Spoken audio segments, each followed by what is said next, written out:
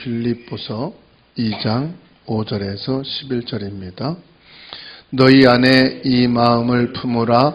곧 그리스도 예수의 마음이니 그는 근본 하나님의 본체시나 하나님과 동등됨을 취할 것으로 여기지 아니하시고 오히려 자기를 비워 종의 형체를 가지사 사람들과 같이 되셨고 사람의 모양으로 나타나사 자기를 낮추시고 죽기까지 복종하셨으니 곧 십자가에 죽으심이라. 이러므로 하나님이 그를 지극히 높여 모든 이름 위에 뛰어난 이름을 주사 하늘에 있는 자들과 땅에 있는 자들과 땅 아래에 있는 자들로 모든 무릎을 예수 이름에 꿇게 하시고 모든 입으로 예수 그리스도를 주라 시인하여 하나님 아버지께 영광을 돌리게 하셨느니라. 아멘.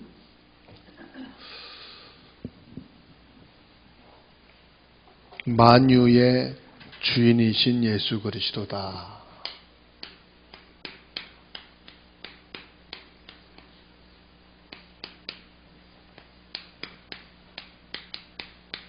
만유의 주인이신 예수 그리스도.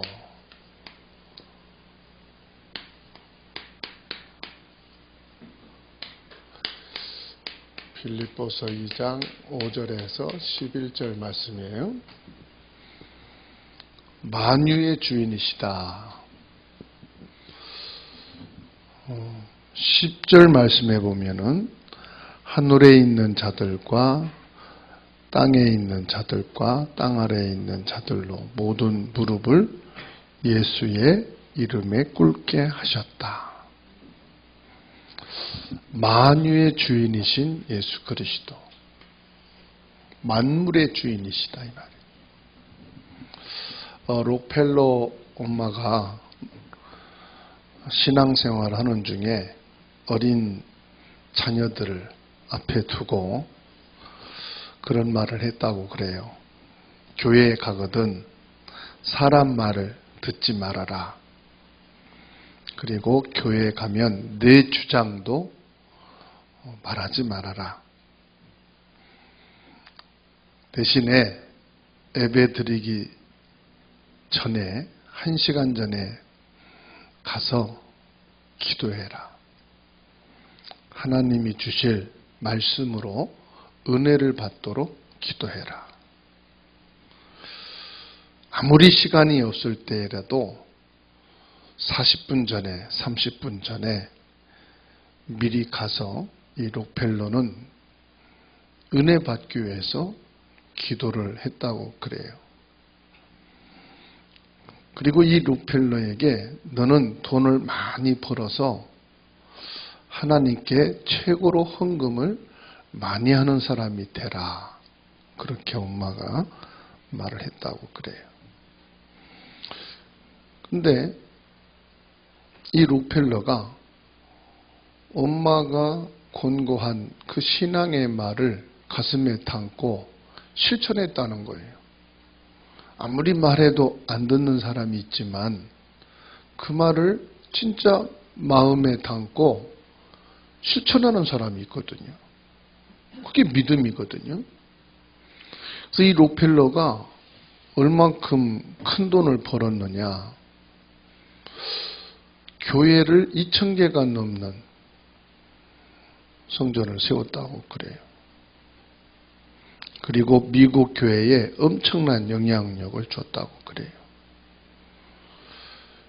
이렇게 말씀을 듣는 것이 엄청난 차이가 납니다. 똑같은 말씀이지만 메시지로 듣는다 이 말이에요. 아, 이것이 하나님이 내게 주시는 음성이구나. 비록 어머니의 말이지만 내 평생에 나의 메시지를 붙잡고 응답을 받아야 되겠다. 그때 성령이 역사하시는 거예요. 이게 중요한 게 뭐지요? 지금 이 록펠러에게 어떤 메시지가 전달됐습니까? 예배예요. 가장 중요한 것이 교회 예배를 회복해야 되는 거예요. 예수님께서 마태복음 9장 29절에 말씀했어요. 뭐라고 말씀했습니까? 너희 믿음대로 되라. 이게요, 예배가 뭐냐? 보좌와 연결되는 거거든. 하나님 나라, 영적 세계와 연결되는 것이 예배란 말이에요. 그러니까 뭐냐? 내 믿음대로 될지어다. 소경에게 예수님이 주신 말씀이에요. 내 믿음대로 될지어다. 만유의 주인이신 예수 그리스도니까. 이건 록펠러 시대에 록펠러만 할 수 있는 거다. 그거는 그 사람의 믿음이요.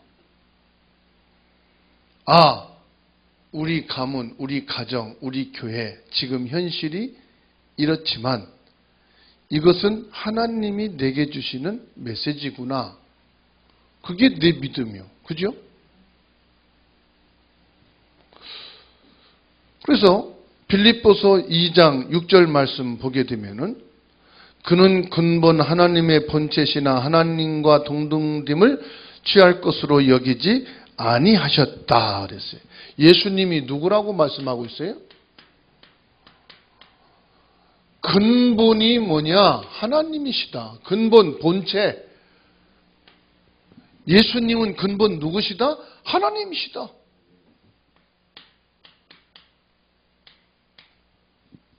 그런데 사람의 몸을 입고 이 땅에 오신 분이시다. 그래서 뭐 했느냐? 고난을 당하셨다. 왜 고난 당합니까? 하나님이 고난 당할 이유가 없잖아요. 그런데 하나님이신 예수님이 사람의 몸을 입고 이 땅에 오셔서 뭐 했느냐? 고난을 당하셨어요.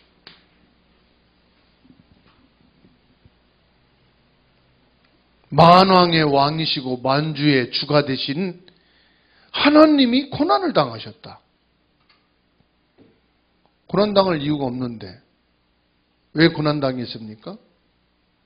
죄인된 나를 위하여. 인간이 아닙니다. 죄인된 인간인 나를 위하여 고난을 당하셨다. 그러니 내가 그리스도를 위해서 고난을 당한다? 그건 비교도 안 되지만 너무 감사한 일이다. 내가 고난을 당하는 것은 예수님이 만왕의 왕이 되시고 만주의 주가 되신 하나님이시면서 사람의 몸을 입고 이 땅에서 고난 당한 것하고 비교하면은 1000만분의 1도 아니니까 고난이라고도 말할 수 없지만 내가 그 고난에 참여되어졌다면은 이것은 어마어마한 감사한 일이다.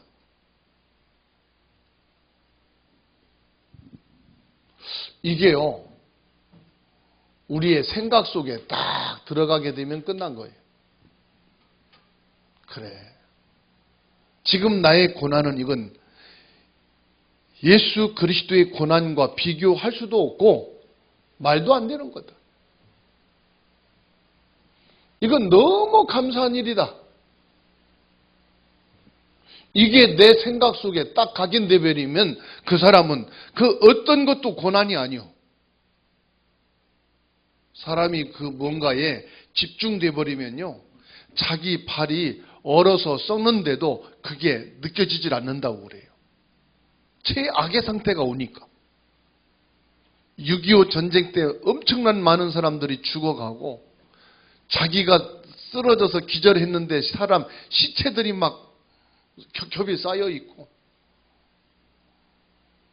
그 적의 탱크들과 적군들이 막 총을 가지고 사는 사람을 확인하기 위해서 사살을 요거 죽이는데, 그때는 시체가 자기를 돕고 있어도 무섭다는 생각이 안 들어. 왜 그렇죠?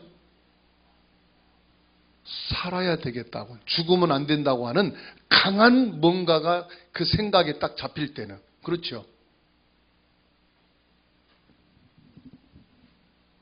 내 생각 속에 이게 들어갔다. 다른 게 보이지도 않고 다른 게 말이 필요 없는 거죠. 결국은 내 생각과 마음 속에 있는 것이 응답이에요.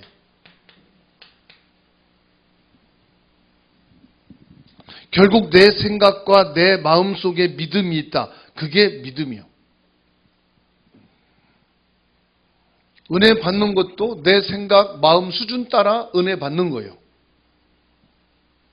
그 주일 내가 예배 은혜 받는다? 토요일 날 결정 나는 거예요.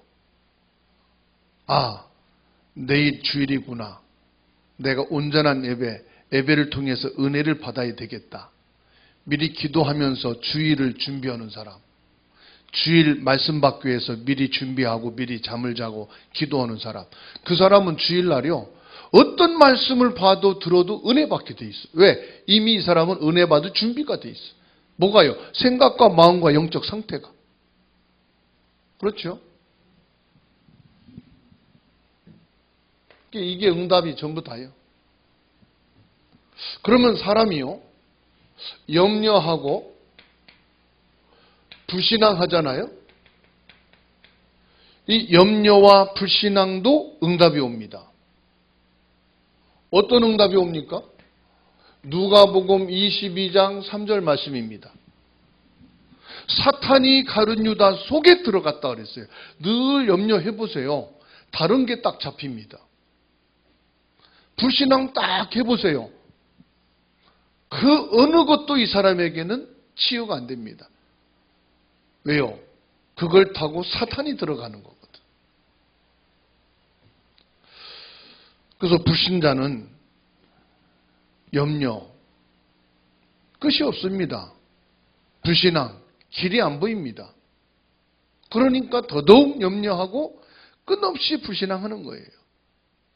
그러니까 신자인데도 불구하고 뭐가 되느냐? 사단의 놀이개가 되는 거예요. 그러니까 사단은 우리를 죽일 수가 없어요. 멸망할 수가 없어요. 그러니 뭐냐? 건드는 거지. 건드는 게 뭐냐? 염려거리 갖다 주는 거고, 불신앙할 수 있는 말을 듣는 거예요. 불신앙할 수밖에 없는 사건들을 자꾸 접하게 하고 그런 소식을 듣게 하는 거예요. 그래서 자꾸 말씀드리는 겁니다. 자꾸 이상한 사람들 연락하고 전화 주고받지 말아라. 왜? 목사님만큼 믿음이 없다면은 연락할 필요가 없다. 100% 거기에 복음으로 그리스도로 답을 주고 영향을 주지 않을 만큼 내가 답이 있다. 그럴지라도 5번, 10번 반복해서 듣다 보면은 나도 흔들리게 돼 있어요. 사단이 틈탄다니까요. 아예 사단이 들어갔다고 말했어요. 성경에서 말씀하잖아요. 그러면 여러분, 불신앙이 뭔지 아십니까? 불신앙이 뭐라고 생각하세요? 염려가 뭐라고 생각하세요? 알구나, 불신앙하지 말자, 염려하지 말자 그래야지요. 염려, 불신앙이 뭔지 아십니까? 하나님이 우리에게 답으로 보내신 최고의 메시지입니다. 예수 그리스도를 안 믿는 것이 불신앙이요.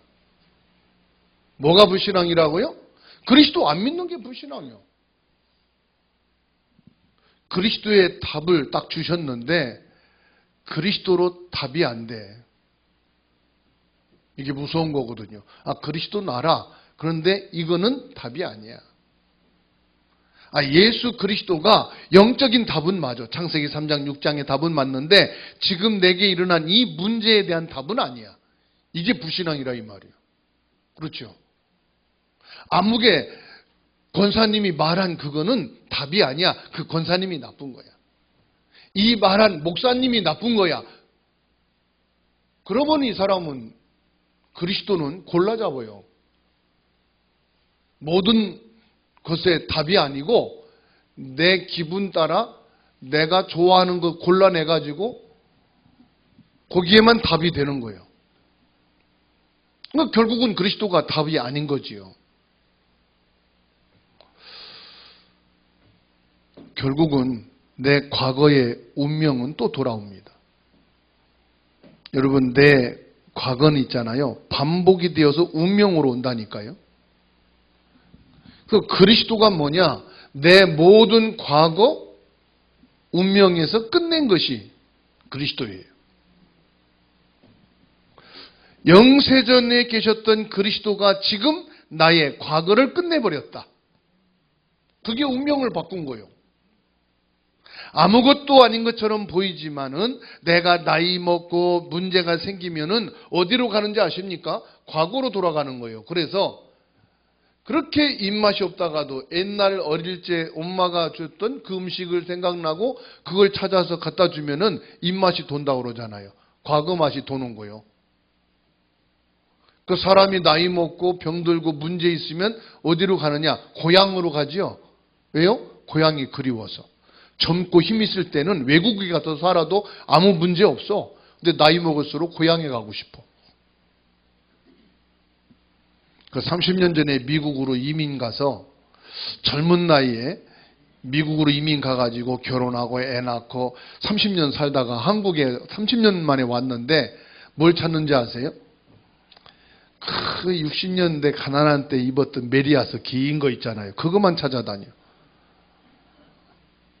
그 쌈방울표 그 팬티 반스 있잖아요. 그거 사러 다녀.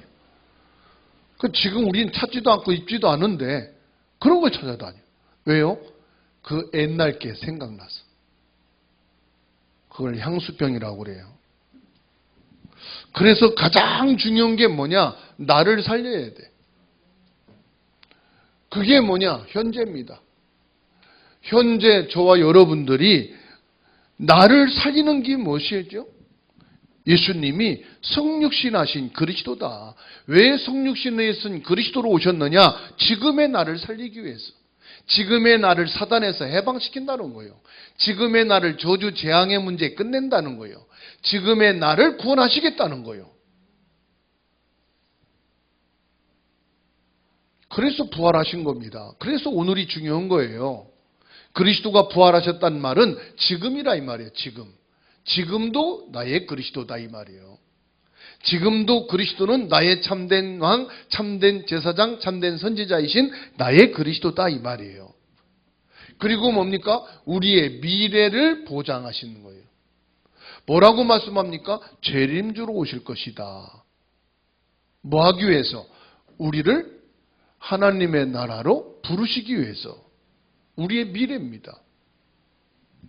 우리의 과거 그리스도로 끝냈고요. 그리스도가 부활하셔서 지금 현재 우리에게 왕, 제사장, 선지자의 삼직을 이루고 계시다 이 말이에요.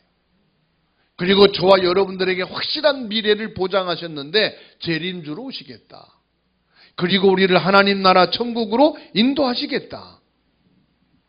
그래서 뭐합니까? 영원한 곳으로 인도하시겠다. 천국으로. 그렇기 전에 심판이 있을 것이다. 믿는 자와 불신자의 심판. 마귀의 자녀와 하나님 자녀에 대한 심판이 있을 것이다. 그래서 지금 가장 중요한 게 뭐냐? 지금 너의 주인이 누구냐 이 말이에요. 지금 너의 주인이 누구냐? 그 교회도 열심히 다녀야 되겠습니다만은 예배도 잘 드려야 되겠습니다만은 처음부터 주님이 약속하셨어요. 뭐가 되냐? 지금 너의 주인이 누구냐? 주인이 바로 되고 나서 예배를 하고 신앙생활 바로 해라.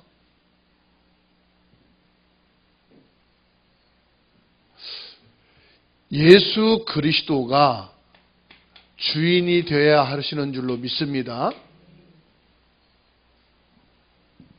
예수님이 공생의 기간을 통해서 계속해서 가르치신 것을 요약하면 뭡니까?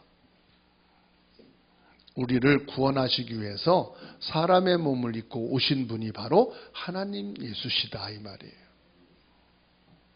그분이 십자가에 못 박혀 죽으시고 뭐 했단 말입니까? 우리를 구원하셨다 이 말이지요. 구원하신 예수님은 부활하셔서 뭐 합니까? 우리가 지금 예배하는 시간에, 우리가 뭐 하는 시간에? 기도하는 시간에 함께 계신다. 그러니까 혼자 예배가 아니고 주님이 나와 함께하는 시간이다. 나만 그냥 열심히 기도하는 시간이 아니에요. 주님이 함께하는 시간이다. 그래서 예수님의 이름으로 기도하는 것은 뭡니까? 이분이 나의 주인이시기 때문에. 모든 것을 무엇으로? 예수 그리스도 나의 주인이신 그 이름을 가지고 기도한다 이 말이에요. 자, 그러면은 오늘 주보에 있는 본론입니다. 예수 그리스도께서 하신 일입니다. 요한복음 5장 22절에 하나님이 원하시는 모든 것을 아들을 통해서 보여주셨다. 그리스도의 모든 행적은 하나님의 행적이시다. 우리와 함께 역사하시고 누릴 수 있는 그것이 바로 뭐냐? 그것은 하나님이 하신 것이다. 하나님과 동등한 일을 하셨다 이 말이에요. 예수 그리스도가. 그래서 마태복음 9장 6절입니다. 마태복음 9장 6절에 뭐라고 말씀하느냐? 예수님은 죄를 사하는 권세를 가졌다. 이러니까 바리새인들이 야, 네가 뭔데 우리 죄를 용서해 주냐? 하나님이 그리스도를 보내셔서 우리 모든 죄를 끝내셨다는 사실을 바리새인들은 몰라요. 육신적으로만 알고 인간적으로만 알고 영적인 사실을 몰라. 안 믿어. 요한복음 6장 46절로 48절 말씀 보게 되면은 믿는 자는 영생을 가졌나니 내가 곧 생명의 떡이니라. 우리에게 영생을 주시기 위해서 오셨다 그랬어요. 예수님께서 뭐요? 우리의 죄를 사하시고 우리에게 영생을 주시기 위해 오셨다. 예수님이 뭐냐? 영생이시다. 생명이시다. 생명을 주시기 위해서 예수님이 죄를 사하기 위해서 오셨다. 이 죄가 뭡니까? 이 죄가요, 창세기 3장 1절에서 10절. 하나님을 안 믿고 하나님을 떠난 죄를 말하는 거예요. 이 죄 때문에 하나님의 생명이 끊어졌잖아요. 하나님의 형상을 잃어버렸잖아요. 이것을 회복하시는 길이다 이 말이에요. 그러면 도대체 이 예수 그리스도는 어떤 분이시길래, 예수 그리스도는 어떤 분이시길래 이렇게 중요한 일을 하셨느냐? 요한복음 5장 17절에서 18절, 특별히 18절 말씀에 보게 되면은 나와 아버지는 동등하다 그랬어요. 하나님과 예수님은 뭐요? 동등하신 분이다.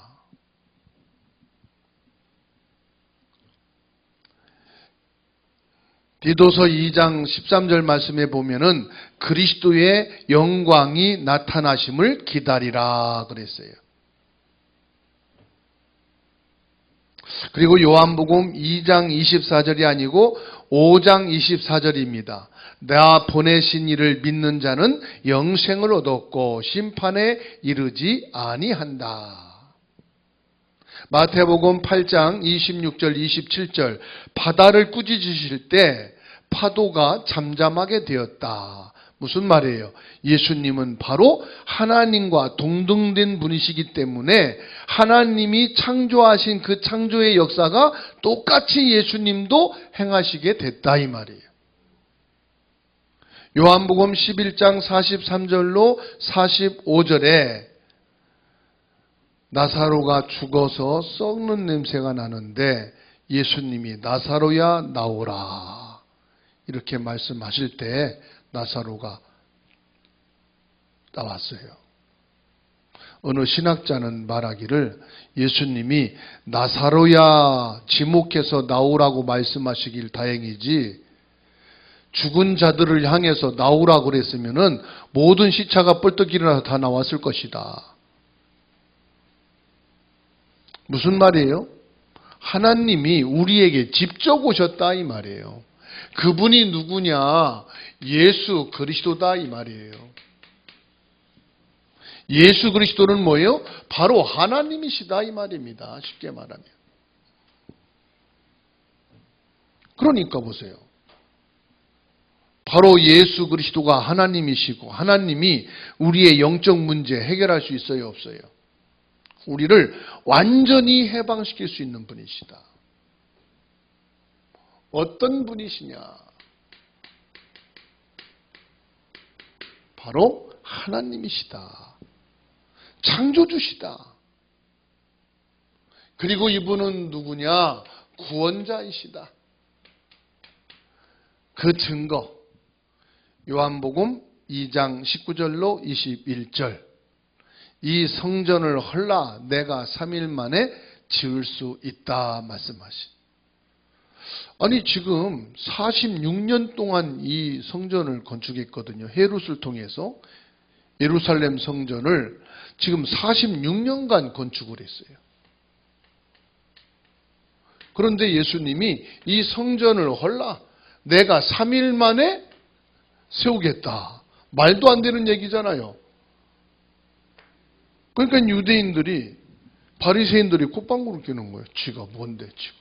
말도 안 되는 이상한 소리 하고 있는 거예요. 그런데 예수님은 지금 성전이 뭐냐? 이 성전은 바로 예수님을 가리키는 것이다.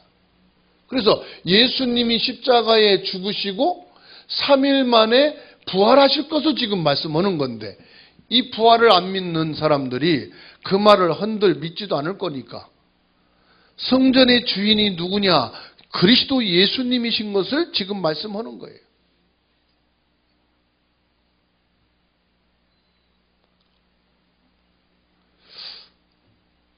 누가복음 24장 6절에 그가 여기 계시지 않고 살아나셨느니라. 갈릴리에서 말씀하신 것을 이루시니라. 보세요. 예수님이 뭐예요? 부활하셨잖아요. 우리의 구원자이신 증거로 예수님은 죽은 자 가운데서 뭐 하셨다고요? 부활하셨다. 모든 사망을 무덤에 장례시키시고 저주 재앙의 원죄를 무덤에 장례시키시고 모든 지옥의 배경을 끝내시고 뭐 하셨다고요? 죽은 자 가운데 부활하신 증인이시다. 그리고 뭐라고 말씀합니까? 너희 장래의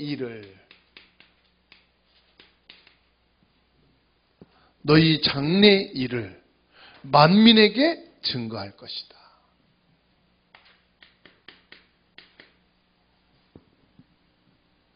마태복음 24장 30절입니다. 그때의 징조가 하늘에서 보일 것이다. 마지막 때 징조를 말합니다. 모든 족속이 통곡하게 될 것이고 예수님은 만민이 보도록 재림주로 오게 될 것이다. 사도행전 1장 11절에서는 갈릴리 사람들아 너희가 무엇을 쳐다보느냐?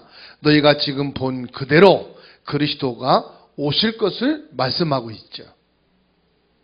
모든 만민이 알도록 천사들이 나팔과 함께 재림하게 될 것이다. 그러나 구원받지 못한 자들에게는 이게 무슨 소리인가, 번개치는 소리인가, 전동치는 소리인가 하지만 구원받은 자들은 천사장의 나팔 소리와 주림이 재림하는 소리를 듣게 되는 거예요. 제가 여러분하고 7시 반에 금요예배 드린다는 약속을 한 거예요. 그리고 다 알람을 맞춰놓은 거예요. 각자 흩어져서 잠을 자요. 초저녁에 일찍 잠을 자고 7시 반에 여러분 핸드폰에서 알람이 울리면은 여러분은 약속을 해놨기 때문에 알아요. 7시 반 금요 예배 시간이 되었구나. 교회 가야 되겠다. 여러분들은 교회 오지만 약속이 없는 사람은 그냥 TV 보고 놀고 있어. 집에서. 그냥 자고 있어. 왜요? 약속 서로가 안 이뤄왔으니까. 구원받은 자에게는 성경에 예수님이 약속을 했어요. 천사장의 나팔 소리와 함께 주님이 재림할 때에 너희를 다시금 부르러 오는 것으로 알게 될 것이다. 그러면 주님이 말씀하신 대로 재림하시는구나. 이제 우리를 구원하실 날이 오는구나. 우리는 알아차리지만 약속을 받지 못한 사람은 알아요, 몰라요? 계속 놀아. TV 보고 잠자고. 지금 그걸 말씀하는 거예요. 그러니까 우리에게는 이미 성경을 통해서 말씀을 다 주셨기 때문에 그 성경을 통해서 믿어야 돼. 믿음의 기준이 성경이에요. 그래서 말씀을 믿는 거예요. 그래서 세상 이야기, 예화 많이 들어야 되지만은 그거는 그냥 돌아가는 거고, 우리가 딱 마음에 담고 읽고 믿어야 되는 것은 하나님의 말씀이라. 재미가 없어도 우리는 말씀을 봐야 돼. 재미가 없어도 말씀을 믿어야 돼. 그 말씀대로 신앙생활을 해야 되는 거예요. 그래서 마태복음 24장 6절로 8절에 뭐라고 말씀합니까? 여기저기서 난리와 소문과 전쟁과 지진과 기근이 일어나게 될 것이다. 그러나 겁먹지 말고 두려워하지 말라. 그것은 뭐요? 재난의 시작일 뿐이다. 그것은 예수님이 재림하기 위한 시작에 불과하다. 그러면 끝이 언제냐? 14절에 모든 민족에게 복음이 증거된 이후에 끝이 오리라. 뭐예요? 세계복음화. 세계복음화는 세계 모든 사람이 다 예수 믿고 끝이 온다 이 말이 아니라 정확한 복음을 한 번 정도는 다 듣고 난 뒤에 끝이 오는 거예요. 너 몰랐는데요, 못 들었는데요, 그런 말 못하도록 모든 사람이 정확한 복음을 듣고 난 이후에 끝이 오리라. 그래서 저와 여러분들은 이 사람 관상을 보고 예수 믿을 거니 안 믿을 거니 보고선 말하는 게 아니라 이 사람에게도 믿을 수 있는 확률이 있어요, 없어요? 있어요. 그러니까 복음을 말하는 거예요. 친척들에게도 그리스도 복음을 말하는 거예요. 왜? 이 사람이 또 언제 믿을지 모르거든. 그러니까 복음 얘기해 주는 거예요. 내가 복음을 말했으니까 꼭 믿어야 돼? 그런 의미가 아니에요. 하나님이 구원하기로 작정된 사람이요 시간표가 되면은 믿게 돼 있으니까 걱정하실 거 없고, 우리는 믿든지 안 믿든지 정확한 복음 그리스도를 말해야 될 의무가 있고 사명이 있고 책임이 있는 줄로 믿으시기 바랍니다. 그래서 예수님 말씀은 뭐요? 난리도 나지만은 전쟁과 기근과 온갖 시끄럽게 되지만 걱정하지 말아라. 그건 시작일 뿐이고 반드시 뭐가 온다? 예수님이 오시는 날이 오는데 복음이 증거되고 난 뒤에 오시겠다. 그리고 지금은 뭐요? 예수님이 우리와 함께 하신다. 함께 하시는 길이 뭐냐? 갈라디아서 2장 20절. 멸망받아야 하는 나는 십자가에 없어졌다. 십자가에 없어졌단 말은 나는 죽어버렸어. 율법주의자들이 말한 대로 저주받아야 되는 나는 십자가에 예수님이 못 박히심으로 나의 저주가 끝났다. 그래서 저와 여러분들이요, 주님이 함께 하시기 위해서는 뭐가 돼야 되느냐? 갈라디아 2장 20절이 돼야 돼. 그게 예수님이, 만유의 주인이신 예수님이 주인 되신 거예요. 히브리서 12장 1절로 2절입니다. 내가 받아야 될 모든 저주를 예수님이 십자가에 단번에 못 박으셨어요. 그리고 그 예수 그리스도가 부활하시고 하나님 보좌 우편에 계시면서 보혜사 성령으로 지금 내 안에 살고 계시는 거예요. 고린도전서 3장 16절. 그래서 우리는 말씀을 믿어야 돼요. 제가 생명의 그 전화 상담소에 있었거든요. 저 포항에 있는 어느 권사님이 전화가 왔어요. 목사님, 내가 기도원에서 기도하다가 우리 아들이 하나님의 축복을 하나님이 우리 아들을 성공하게 해준다는 응답을 받았다는 거예요. 그런데 몇십 년이 지나도 우리 아들이 저렇게 문제가 많고 성공도 못하고 예수도 안 믿고 문제투성인데 참 고민이 많다는 거예요. 그래서 그럼 기도원에서 기도하다가 하나님이 주신 걸 받았다고 하는데 그거 어떻게 받았어요? 했더니 기도하다가 환상을 봤다는 거예요. 환상을 봤군요. 그럼 하나님의 말씀을 믿으시지요? 왜 하나님 말씀을 믿으시지 환상을 믿으세요? 그 환상은 가짜일 수도 있어요. 내가 너무 간절히 사모하면은 꿈에서 진짜 그게 돼요. 내가 대통령이 돼서도 나타나고요. 내가 막 부잣집 아들이 돼서도 나타나고요. 꿈에선 그래요. 너무 소원을 가지면 기도하다가요. 그게 뭔가 막 다른 게 나타나기도 해요. 근데 그거는 하나님만 주시는 게 아니라 귀신도 줘요. 또 하나님 귀신 안 주는데도 내 소원이기 때문에 나도 모르게 그런 생각을 그려요. 근데 우리 신앙은요. 하나님의 말씀대로 믿어야 되는 거예요. 권사님. 그런가요? 그래서 전화를 끊었거든요. 근데 그렇게 신앙생활 하는 사람들이 되게 많아요. 기도하는데 하나님 보여주셨다는 거요. 뭘 받는지 모르지만 말씀을 믿으셔야 돼요, 여러분. 내가 하나님께 소원했는데 왜 안 되냐는 거예요. 그건 당신 소원이지. 하나님 소원은 아닐 수도 있지 않냐. 그렇잖아요. 자기한테 유리한 거는 소원이고 자기한테 불리한 거는 전부 다 그냥 하나님 뜻이고.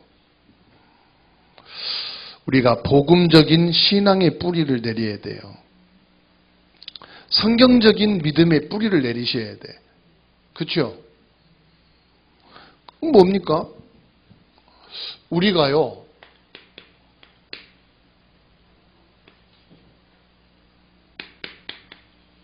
복음은 가장 합리적이에요. 부모가 들어도 친구가 들어도 처음 만난 사람이 들어도 오래된 사람이 들어도 합리적으로 야 이거 맞는 거다.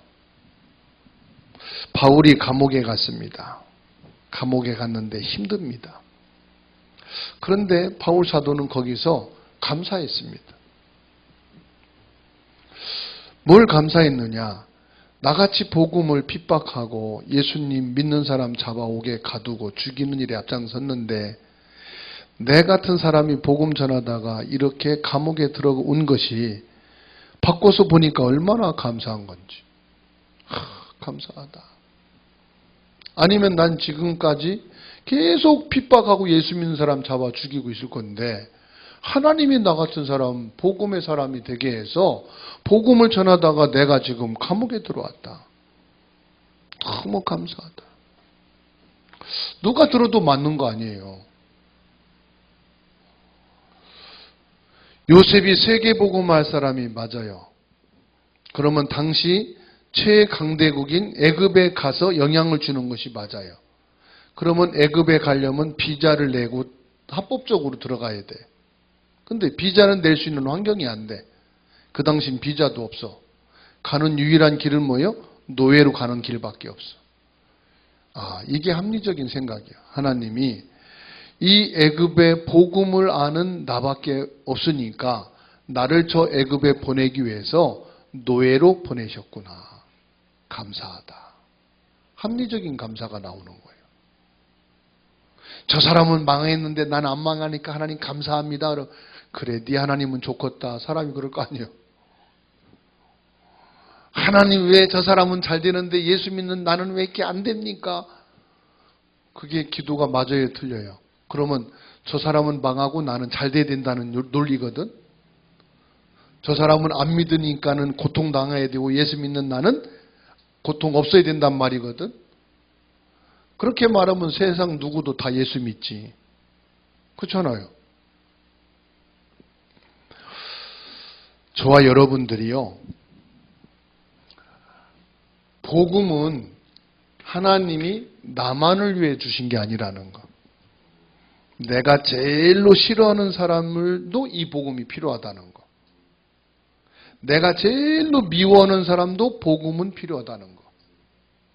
나에게 악하게 한 사람도 복음이 필요하다는 거. 나에게 좋게 하는 사람만 복음이 필요한 게 아니라는 거. 그렇게 하고 볼 때 내가 얼마나 나쁜 사람인가를 보시면 돼요. 이 복음은 나만의 것이라고 착각을 하는 거예요. 나만을 위한 복음이어야 된다고 생각을 하는 거예요. 그래서 이 복음은 나만 유익하고 나만 잘되고 나만 성공해야만 이게 복음이라고 생각하는 거예요. 이게요, 복음이 아니고 이 복음이요, 완전히 나의 동기 충족을 위한 도구로 사용하는 거예요. 하나님이 이게 원하시는 거예요? 안 원하시는 거예요? 안 하시는 거예요. 그래서 내가 어떤 상황에 있든지 우리 눈에는 보이지 않지만 성령은 지금도 나와 함께 계신다.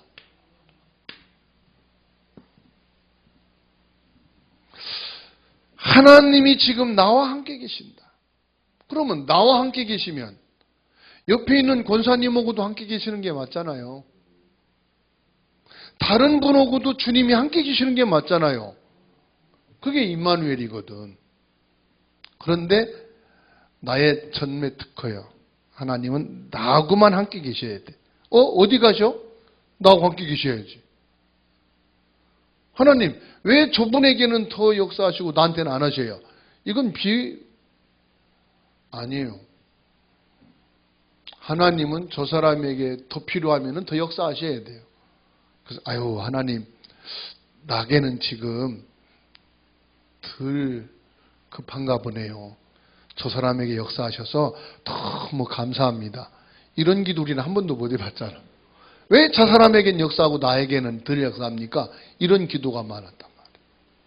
이제는 저 사람에게 더 역사하시고 더 축복하셔서 참 하나님 감사합니다. 나는 이만하니까 하나님이 이렇게 하신 것을 믿습니다. 감사할 수 있으시기 바랍니다. 맨날 욕심 가지고 남하고 비교해서 나는 더 응답받아야 되고 나는 더 은혜 받아야 되고 나는 하나님 더 축복받아야 되고 이렇게 보면 하나님이 욕심꾸러기. 하나님이 나와 함께 계시면은 우리와 함께 계신 그게 임마누엘이에요. 그래서 부족한 자, 잘난 자, 모든 사람이 원네스가 돼가지고 하나님의 계획을 이루는 거예요. 그게 원네스의 비밀이거든요. 그래서 구약시대에 제일로 고생이 많이 한 사람이 다윗인데 다윗이 최고로 응답을 받았고요. 신약성경에서 복음을 위해서 가장 많이 애쓴 사람이 바울인데 그만큼 하나님이 바울 사도에게 응답을 주셨거든요. 그런데 우리는 다윗만큼 고생도 안 하고 바울만큼 전도를 위해서 애쓰지도 않으면서 다윗보다 더 큰 축복 달라고 그러고 바울보다 더 큰 역사 해달라고 그러고 하나님 보실 때 나도 너한테 주고 싶어.